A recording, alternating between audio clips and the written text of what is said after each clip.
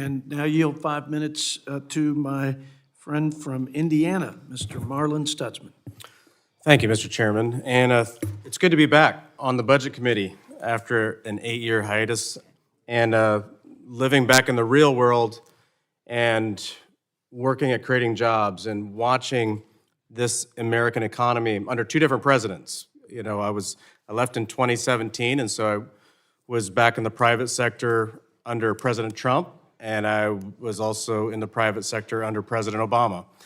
And you know, obviously, COVID was a natural, needed a national response to a very serious problem. But the effects that government created out of that pandemic are having long-term effects on us today. And you know, there's can be a lot of finger pointing.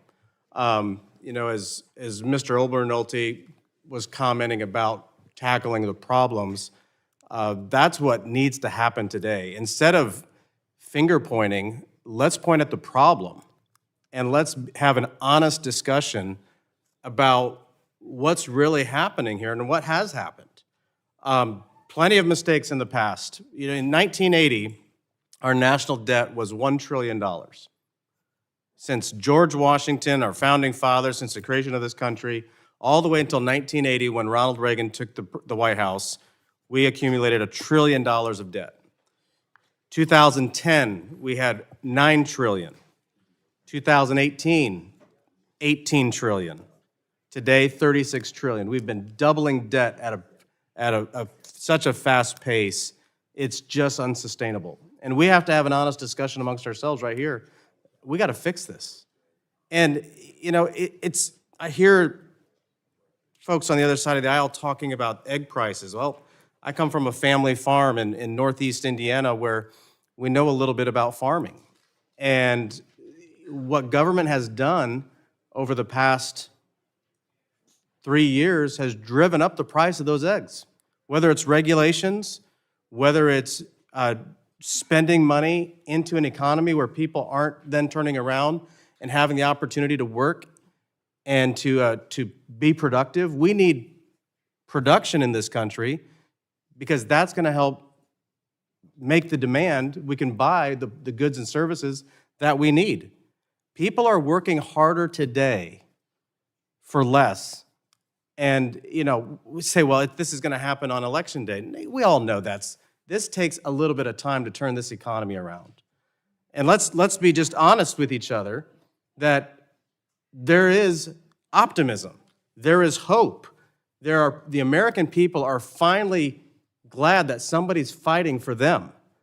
You know, I'm encouraged by what the DOGE team is doing. We've needed this to happen with the federal government for a long time. Our federal government has needed a colonoscopy and somebody to dive deep and look and see what the problems are and where the spending is at and where the waste is at. I'm glad to hear folks say, you know what, we're all against waste, fraud, and abuse.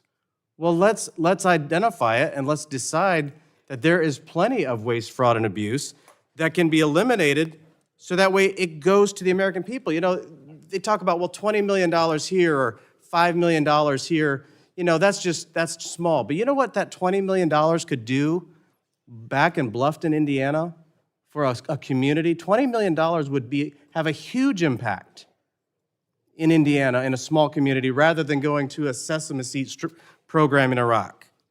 We got to think about our folks rather than thinking about people around the world. If we're not healthy, we can't be a generous nation. We're borrowing money to buy food rather than investing in our future and infrastructure.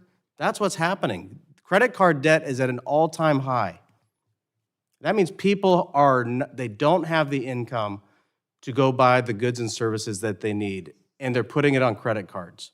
We've got to make sure this economy is growing and it's good for every American. That's what this budget does. It holds the government back and allows the American people to flourish and move ahead and be successful and prosperous. So, Mr. Chairman, thank you for your work on this. I know this committee has worked very hard to find that balance because we don't want to see Americans hurt because of government's irresponsible actions. But at the same time, we have got to get this government spending under control. And I am proud to support the efforts today. So I yield back. I think my